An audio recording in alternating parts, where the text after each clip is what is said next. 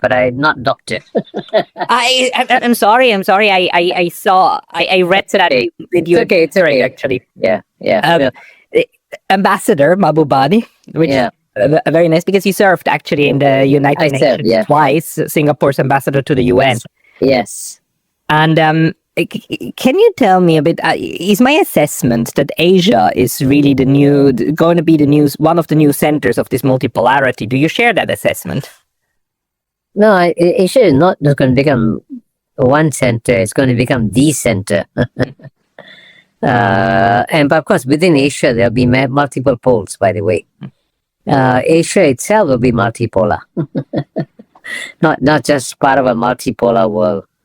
And certainly, the key point I emphasize in my writings is that the 200 years of Western domination of world history have been an aberration. Because from the year 1 to the year 1820, the two largest economies of the world were always those of, China and India. Mm-hmm. So it's only in the last 200 years that Europe took off and North America took off. But this Western domination was always an aberration. It has come to an end, and it's ending very fast. And I always give one statistic to illustrate this. If you compare the combined economy of the European Union with China, in the year 2000, the combined economy of the European Union was 8 times bigger than China, right? Today, they're about the same size. Yeah. And by 2050, Europe will be half the size of China. And, for the Europeans, they got to understand that when you go from being 8 times bigger than China towards becoming half the size of China in 50 years, you got to learn to treat China with more respect. Instead of making these condescending comments that European leaders still make about China, which is crazy. It is. It somehow doesn't leave the European mindset that they still believe everything rotates around them. But now reality is catching up very fast. One of our colleagues, Glenn Deason, made this argument in a book that Europe needs to get back to this idea that it is really just the Western Peninsula of Eurasia. Do you believe that this will have to come sooner or later, this kind of reintegration of Europe into Asia? Certainly, I think it's important for Europeans to understand that if you look objectively at the world today, Europe represents the past. I mean, it does, by the way, represent a beautiful past. And so I actually believe that Europe is going to become, in some ways, a very nice museum for the world. The United States of America represents the present. But Asia represents the future. That's where all the future growth is going to come from. And it's better for the Europeans to adapt to this change in advance rather than to resist it. And certainly, acceptance means that you got to make real concessions, for example, in places like IMF and the World Bank, and not insist that the European voting share must still remain disproportionately high. What do you think stands in the way of this order now changing peacefully? Because we are seeing currently a lot of violence. We see a genocide in Gaza, we see the war in Ukraine, we see preparations of the United States to go to war with Venezuela. What is it in your view that makes this moment now so violent? Well, I think I would say actually overall, I mean, certainly the war in Ukraine is a tragedy, and the Russian invasion of Ukraine is illegal. It should be condemned. But at the same time, it's a war that could have been prevented if the Europeans had shown some degree of geopolitical competence. And the European geopolitical incompetence is also responsible for this war, because the Europeans completely ignored some real and legitimate security concerns of Russia in the build-up to the war. And certainly the Gaza war is a tragedy, and certainly a war in Venezuela would also be a tragedy. But if you look at Asia by and large, what is stunning is that China has managed to grow its economy dramatically, as I have just demonstrated, becoming the same size of European Union, despite being 1/8 the size in the year 2000. But China has achieved this rise peacefully. And normally, when great powers emerge, they never emerge peacefully. I mean, Graham Allison, in his book, Destined for War, has said that Americans should not wish that China should be like America, because when America emerged as a great power in the 1890s, it was very violent. Declared wars on Spain, conquered Philippines, conquered some of the neighbors. So clearly, China's peaceful emergence has been a gift to the world. And that's why the West should appreciate this and accept the fact that China's rise has been peaceful, instead of trying to thwart China's rise and therefore create a lot of problems for the world. Do you, from your experience also as a diplomat who had to interact a lot with the Europeans and the Americans, the West in general, do you think they can do that? Do you think they're able to jump over their own shadow and actually say, like, okay, fine, this time we're going to try to approach others on eye level? Sorry, repeat that again. Do you think the West is able to finally realize that they have to approach others on eye level and not through this insane kind of berating them constantly for all alleged things? Well, I mean, I would say the more thoughtful people in the West understand that the world has changed and the West has got to stop talking down to Asians, for example, right? But many of the leaders cannot admit it, you know? You remember President Joe Biden famously said when he was president, he said that the Chinese have the goal of becoming the number one power in the world. But he said, it ain't gonna happen on my watch, you know? No American president wants to be president of the United States when it becomes the number two power in the world. So, that shows that a sense of lack of reality, because at some point in time, I don't know when, Chinese economy will become the largest economy in the world. And it's better to prepare for it in advance and accept it rather than to keep denying it. Earlier on, for example, I mentioned the voting shares in IMF.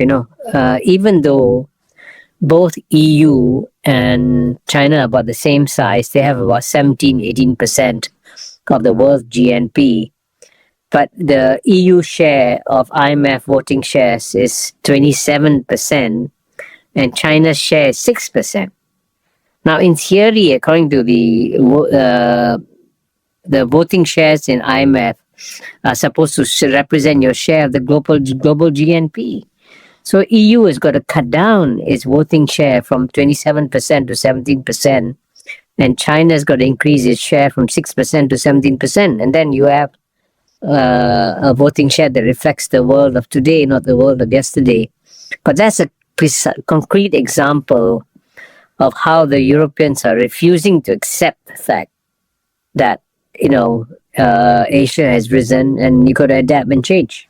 Do you think it is more realistic to try to nudge the West to actually adapt these institutions, or does it make more sense to just build new ones? Because it seems to me that, especially within BRICS, the idea at the moment is to let's build the new infrastructure and just, if the West ever wants to join, maybe in the future they can, but let's go ahead.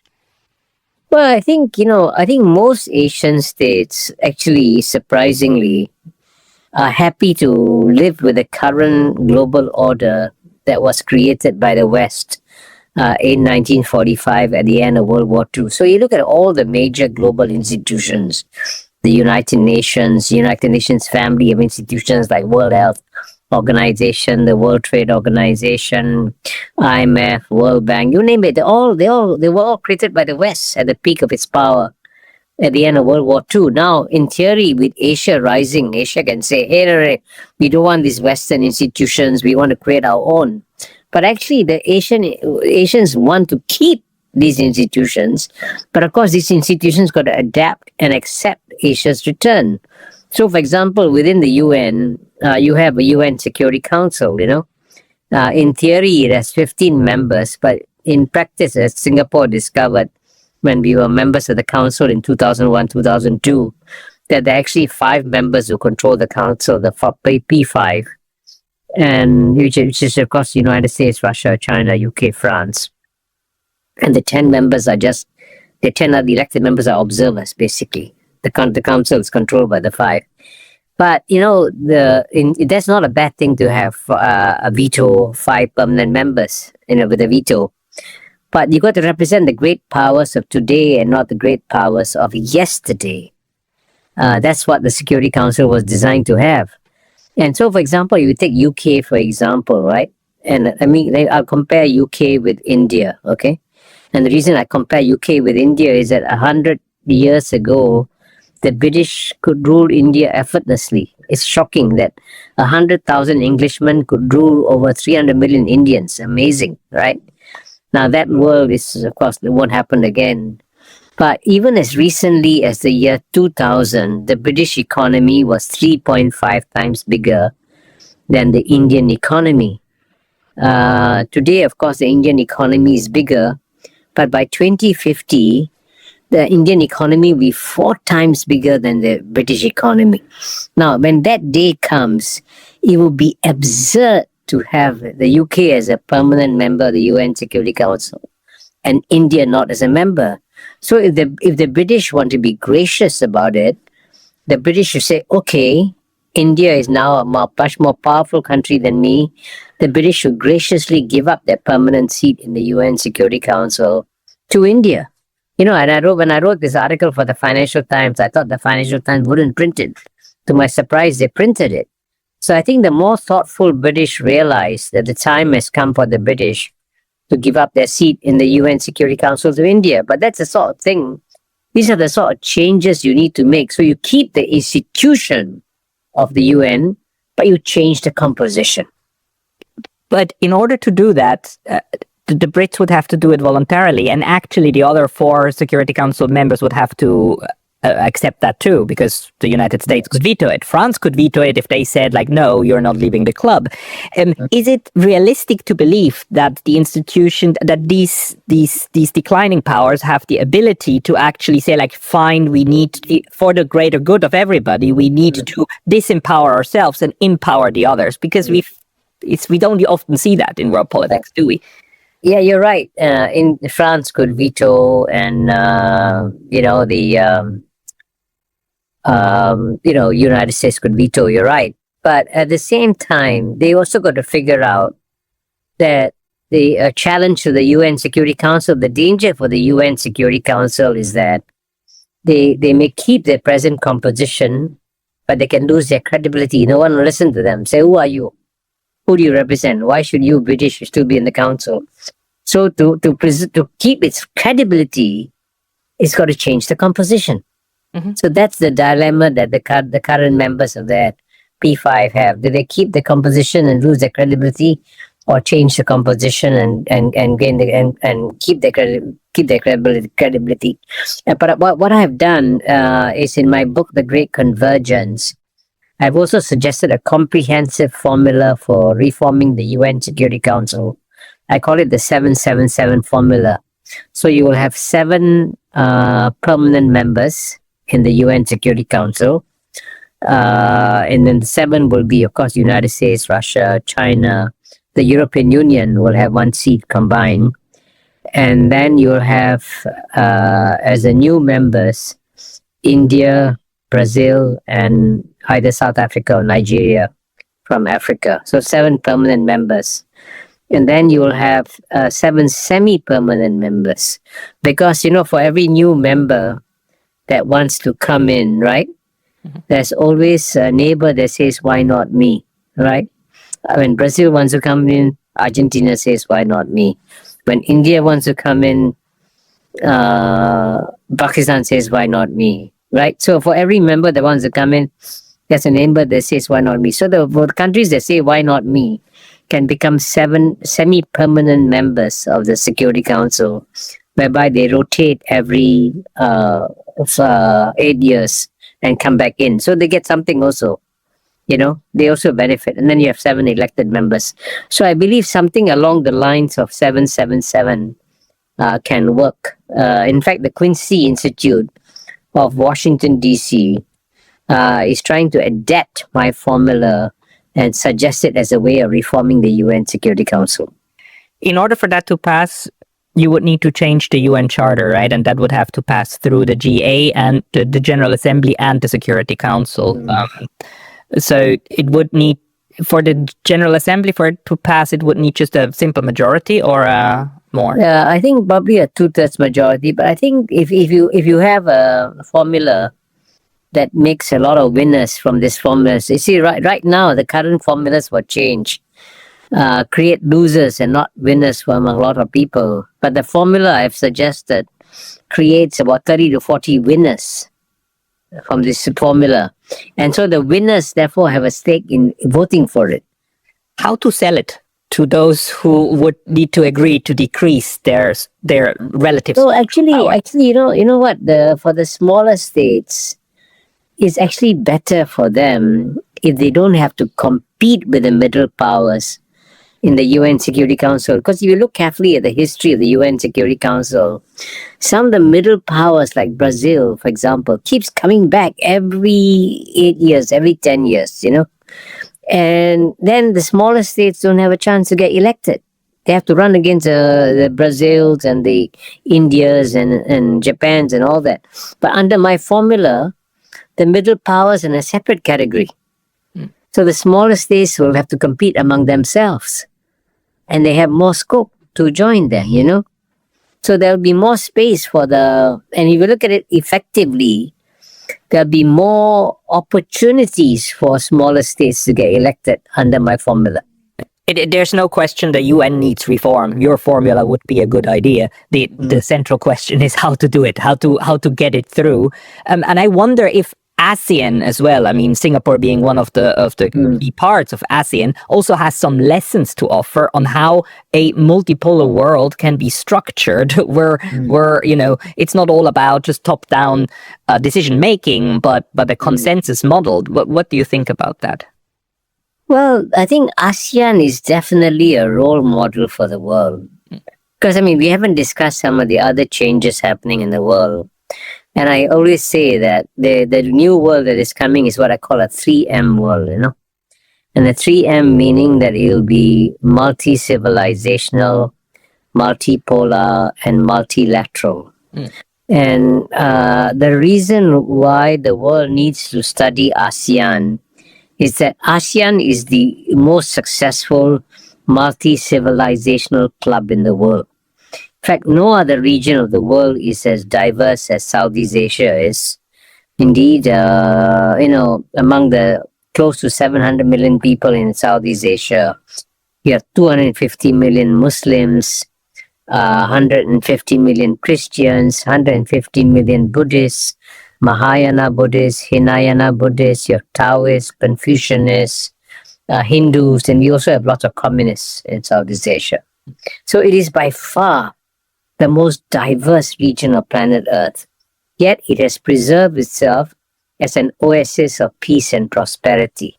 So what ASEAN has done is ASEAN has provided a multi-civilizational laboratory for the world so you can understand how different civilizations can live with each other in peace. And that's what the 21st century is going to be all about, because the Western civilization has got to learn to live in peace with stronger Chinese civilization, stronger Indian civilization, stronger Islamic civilization. And the reason why ASEAN is the only one that can offer a model, because if you look at the European Union, for example, the European Union has been around much longer than ASEAN, but it still remains a Christian club. And, Turkey has applied to join for, 30, 40 years now.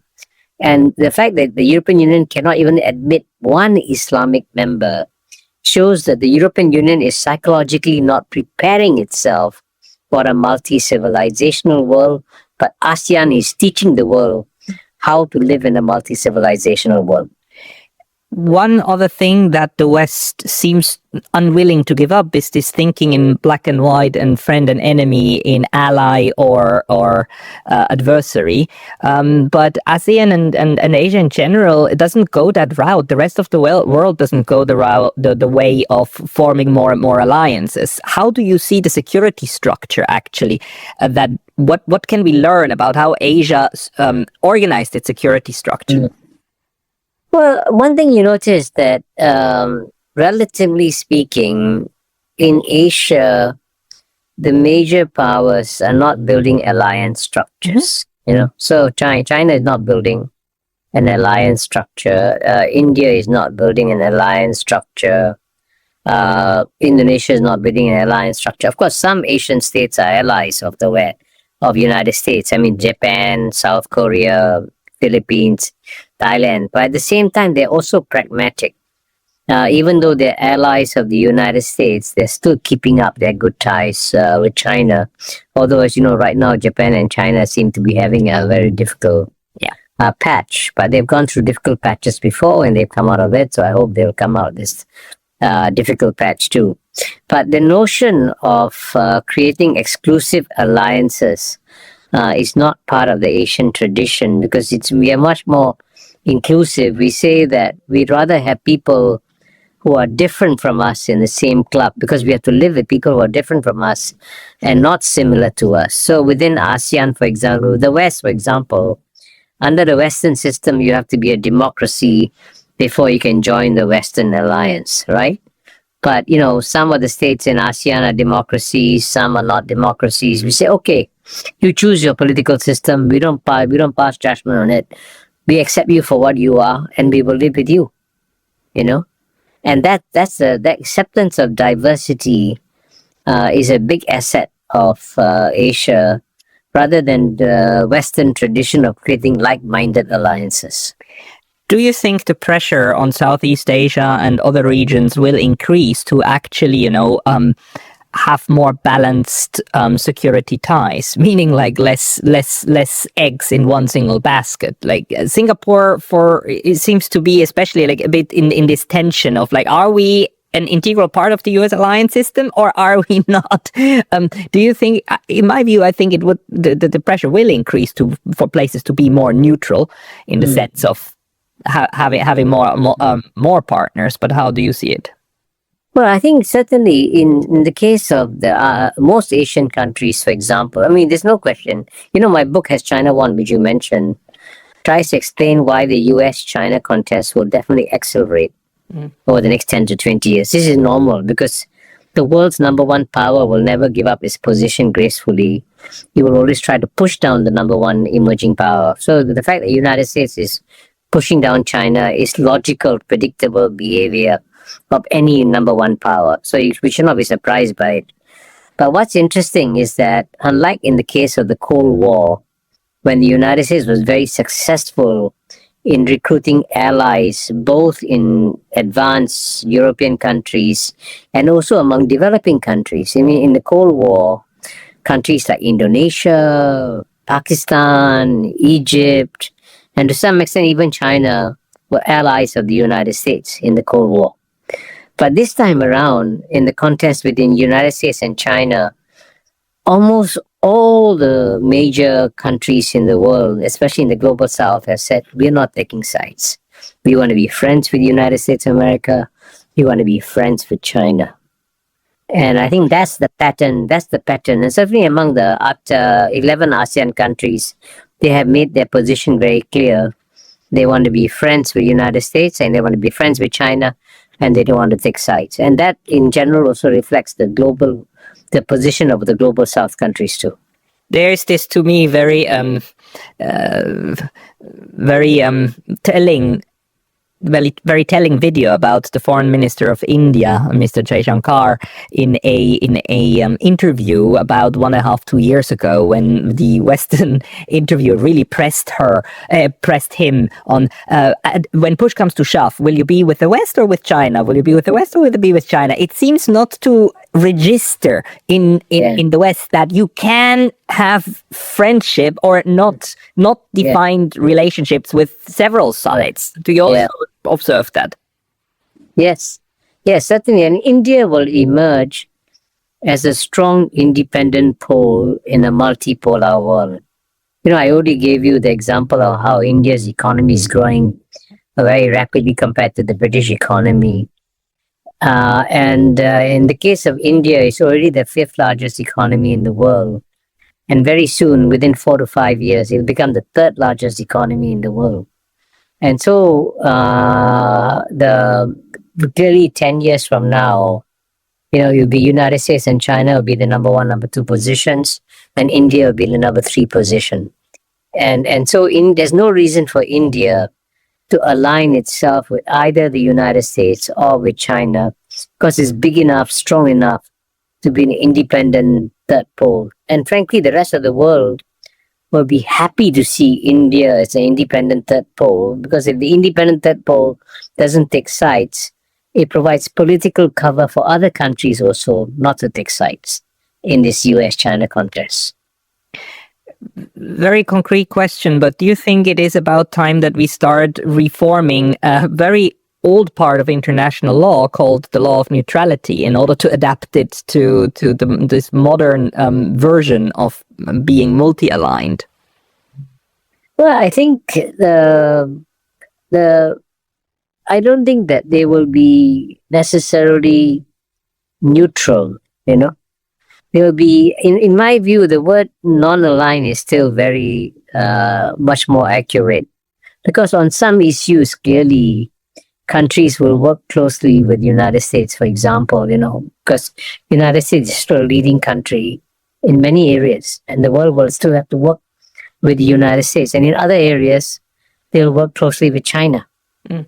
So they're not necessarily being neutral. They're being non-aligned and willing to work with everybody. The interesting thing is non-alignment was never codified in international law, at least not in any way similar to the way neutrality was codified. Do you think the UN should work on non-aligned principles and norms in order to make them more useful? Well, I think what's more important is for the states to show their positions in their behavior, right? And behavior is much more important as an indication. So, for example, the European states, for example, right? They could have also chosen to be an independent pole. And in the geopolitical contest between United States and China, they could have chosen to be friends with United States and be friends with China, right? And that will be a sensible thing for Europe to do, because in many ways, in the long run, the biggest challenge for Europe is not going to come from Russia. Russian tanks are not going to invade Germany or France anymore. In fact, the biggest challenge to Europe is going to come from the demographic explosion in Africa, right? And, in the year 1950, Europe's population was double that of Africa's. Today, Africa's population is 2.5 times bigger than Europe's. By 2100, Africa's population could be 10 times bigger than Europe. So Europe has got a very important vested interest in the economic development of Africa. Because and so every dollar invested in Africa is a gift to Europe, because it creates jobs for Africans to stay in Africa. So when China is now the biggest investor in Africa. So when China invests in Africa, Europe should send China a thank you note and say, thank you for investing in Africa, because you are creating jobs in Africa. But instead of thanking China for investing in Africa, the Europeans have shown their geopolitical incompetence by slapping China, criticizing China for investing in Africa. So this is a classic case of shooting yourself in your own foot when you criticize China. So I find that when I listen to the European leaders like Elizabeth von der Leyen, Kaja Kallas, or Annalena Baerbock, the former foreign minister of Germany, I find that they don't step back and do a very rational, pragmatic, long-term strategic calculation of what are Europe's interests in the long run, and what should Europe do to protect itself in the long run. So I'm actually, in some ways, the best friend that Europe has Because I'm trying to tell the Europeans, look at your own interests. And your own interests dictate that you should not necessarily take the side of the United States against China, because your interest, geopolitics is a combination of two words, geography and politics. And because the geography of Europe is different from the geography of the United States, it makes sense for Europe to say, okay, when it comes to our geography, we need to work with China to create jobs in Africa, right? And not join the United States in blocking Chinese investments in Africa. And in some ways, Donald Trump should be seen as a gift to Europe.